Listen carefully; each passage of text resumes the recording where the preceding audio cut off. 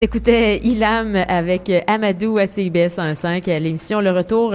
J'ai glissé le mot développeuse. Ben oui, on en reçoit 2 développeuses. On va souligner l'apport des femmes dans le milieu des technologies, de l'informatique. C'est un milieu qui est quand même, oui, dominé par les hommes, mais il y a beaucoup de femmes et de plus en plus qui y travaillent et qui ont un apport vraiment considérable. On va faire même la 2e édition cette fin de semaine, samedi et dimanche, du festival Women Tech Makers Montréal. On a les 2 organisatrices avec nous du festival.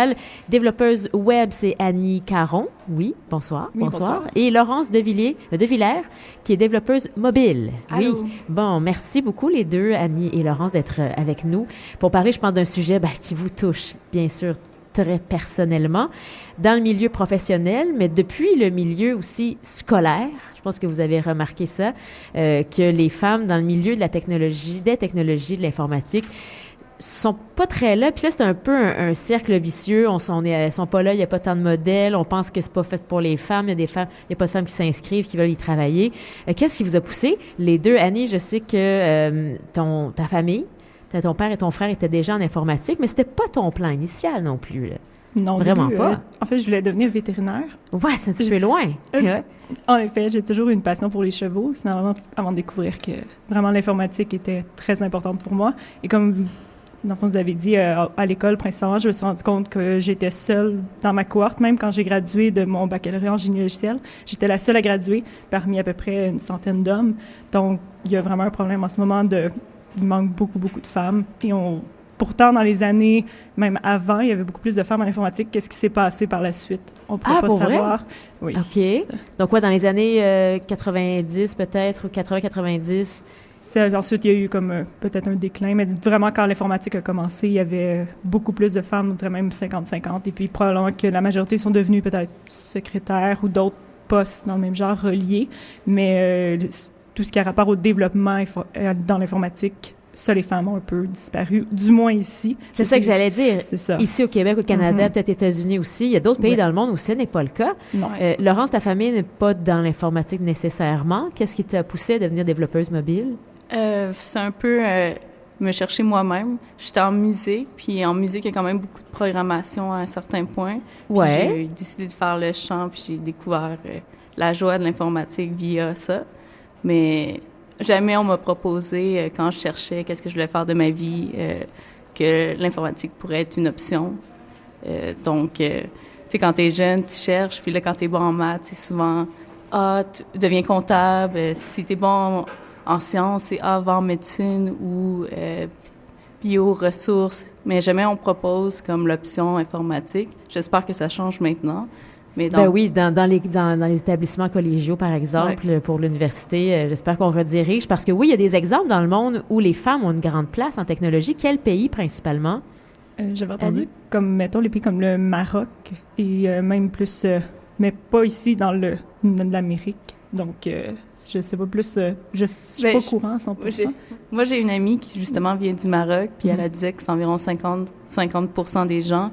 Là-bas, c'est beaucoup favorisé d'aller en sciences et justement, c'est bien vu d'aller dans différents domaines, plus d'ingénierie ou peu importe. Fait que c'est vraiment savoir beaucoup plus de femmes à y aller qu'ici, il y a comme une culture, malgré nous, peut-être à cause de la télévision ou peu importe, les modèles qu'on montre, que si tu veux aller en sciences, c'est compliqué, t'es ingénieur, oh mon Dieu, t'es comme un next level où... justement, ça fait peur peut-être aux femmes. Dans un certain point, c'est stéréotypé gars qui sont un peu geeks ou qui vivent dans leur sous-sol, qui sont isolés, qui n'ont pas d'amis, qui n'ont pas de relations interpersonnelles. Exactement. Alors que c'est pas le cas. Mais non, vous avez l'air en santé, à prendre le soleil, à voir des gens, à être heureuse dans la vie. Et il y en a vraiment beaucoup d'autres comme vous qui seront réunis samedi et dimanche. On dit des femmes, mais c'est pas que pour les femmes. Le Women Tech Makers à Montréal, il y a des hommes qui sont invités, bien sûr. Dans celles qui vont prendre la parole samedi et dimanche, ce sont des femmes. On va en reparler dans un instant parce qu'il y a des gens de différents milieux. Vous vouliez aussi qu'il y ait une diversité dans la représentation dans votre festival qui aura lieu donc à l'ETS, à l'École de technologie supérieure sur Notre-Dame. Juste après la chanson de Le Couleur, voici Premier Contact. On célèbre les femmes en informatique et en technologie avec le festival Women Tech Makers Montréal qui se tiendra samedi et dimanche toute la journée à l'École de technologie supérieure, l'ETS, sur Notre-Dame-Ouest. On est avec Annie Caron, qui est développeuse web, et Laurence de Villers, développeuse mobile. Ce sont les deux organisatrices du festival. On disait, vous êtes vous-même des pionnières dans votre domaine parce que pas mal seul quand vous étiez à l'école, dans en ce moment, dans vos environnements de travail. Vous êtes pas mal seul, mais là, avec samedi et dimanche, on va voir que vous n'êtes pas... C'est vrai que vous n'êtes pas seul. Vous allez recevoir et présenter ici au public des femmes de Montréal, du Québec, mais aussi des États-Unis, de l'Europe. Vous avez réuni à peu près une vingtaine de conférencières et vous avez fait une énorme sélection parce que c'est la deuxième édition du festival et c'est déjà super populaire parce que vous avez reçu plus de 100 propositions de conférencières. Ça a dû être dur faire le choix. Ben oui, ça a été Laurence, dur. Ouais. Dans le fond, on a pris plusieurs critères selon qu'est-ce qui pourrait être intéressant comme sujet. On avait demandé aussi aux personnes qui proposaient des conférences de montrer s'ils avaient déjà fait des conférences ailleurs avec des vidéos pour essayer de pouvoir choisir, savoir un peu s'ils sont vraiment capables de parler en public ou non. Et on a passé 3 jours à justement sélectionner les candidats qui allaient être présents à la conférence. Fait que ça va être fantastique. Donc, on va parler de quoi samedi et dimanche, Annie? Il y a en fait 2 pistes. La première, ça s'appelle les soft skills, ou tous les habiletés, comme autres que, par exemple, juste le développement ou les trucs plus techniques. Ouais. Et ensuite, il y a aussi la deuxième piste qui est le technical skills, donc plus relié justement au développement ou à la sécurité, aux tests, à l'intelligence artificielle. Dans les soft skills en particulier, on a réussi à trouver une grande diversité. On a même du syndrome de l'imposteur aux problèmes mentaux, parce que c'est quand même des choses très réelles dans le domaine de l'informatique. Et puis, ça va même jusqu'au mentoring et même comment négocier le salaire aussi, qui est souvent un sujet très sensible au niveau même chez les femmes. Dans le côté des technical, comme je disais, les tests, maintenance, l'intelligence artificielle, on a même du Arduino, toutes sortes de sujets un peu plus techniques.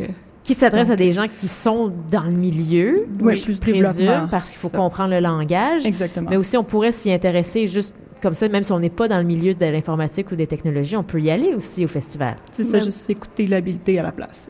Ouais. Mais c'est ça. Comme on a séparé vraiment, il y a toujours 2 conférences en même temps. Une qui est vraiment plus par rapport aux habiletés et l'autre vraiment plus technique. Ça permet aux gens de choisir si le sujet technique l'intéresse ou s'il est trop compliqué, il peut aller de toute manière aller voir l'autre qui est plus général, qui est plus comment empowering soi-même dans un certain sens.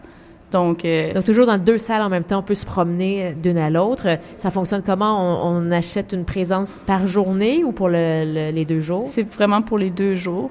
Dans le fond, nous, on a même un party entre les 2. Donc, c'est vraiment, t'achètes ton billet pour les 2 journées. Et ça va être une super belle expérience. Donc, on quitte pas l'ETS pendant toute la fin de semaine. Les gens peuvent aller dormir. Oui, quelques heures. Ouais. En fait, ça inclut aussi, dans le fond, le déjeuner les 2 matins, le dîner, le party avec même des bouchées, des consommations, donc toutes sortes de choses. On a vraiment, c'est tout très complet avec le billet. Annie, tu as mentionné quelque chose qui a piqué ma curiosité. Tu as dit, on va parler de choses comme les problèmes mentaux, c'est très fréquent dans le milieu. Mais là, dans quel sens? J'ai entendu souvent, comme par exemple le problème de l'imposteur, qu'on trouve que tous les autres autour de soi un peu semblent meilleurs que nous, ou plus des génies. Donc ça, c'est un problème que j'ai entendu très souvent au milieu de l'informatique. Il y a aussi les problèmes mentaux que souvent on se rend pas compte que les personnes ont des problèmes comme le TDAH et tout, parce que justement, c'est souvent des gens qui sont un peu plus renfermés peut-être. Donc c'est souvent des problèmes qui sont pas assez discutés. Et même quand j'ai participé à plusieurs conférences et c'est souvent des sujets qui vont revenir et que ça touche vraiment beaucoup les gens quand quelqu'un l'apporte pour se rendre compte qu'il faudrait peut-être regarder un peu autour de soi parce qu'on a tendance à regarder beaucoup notre ordinateur, à être peut-être moins concentré. On est social, mais quand on travaille un peu moins, peut-être, on ne va pas remarquer les signes. Donc, c'est vraiment important d'en parler. Il n'y a pas de tabou autour de ça. Non, donc, c'est un programme, ça, Women Tech Makers, c'est un programme qui a été créé par Google. Mais là, c'est quoi l'apport ou le lien avec Google et votre festival? Mais dans le fond, nous, on participe à la grosse génération de Google qui fait... Google, lui, il va faire un festival. En fait, il propose à plusieurs pays. Il va justement faire les mêmes événements un peu. On a tout un thème imposé par année. Et Il permet aussi à des meet-up, des organismes distincts, mais c'est les Google Developer Group, de justement organiser leur propre événement de Women Tech Makers Celebrating International Women's Day. C'est vraiment long à dire. D'accord, parce que c'est autour de la journée des femmes Oui. du 8 mars, mais ça peut s'échelonner donc sur l'année. Ça dure en fait plus un mois. OK. Où là, partout dans le monde, il y a des événements par rapport à Women Tech Makers pour justement montrer des modèles de femmes en informatique. Nous, on C'est ça. est les derniers, là, avec notre 1er avril. On est pas mal à la limite. Ah ouais, mais c'est parfait. Montréal, on est là, puis le thème, c'est Telling Our Story. Donc, plein de femmes qui vont être là, qui vont discuter.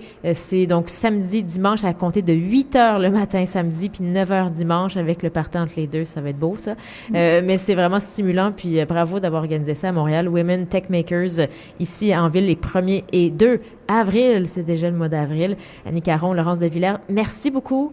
Merci, puis au plaisir à la 3e édition sûrement l'année prochaine. Merci. Merci, voici Grand Blanc à CIBL.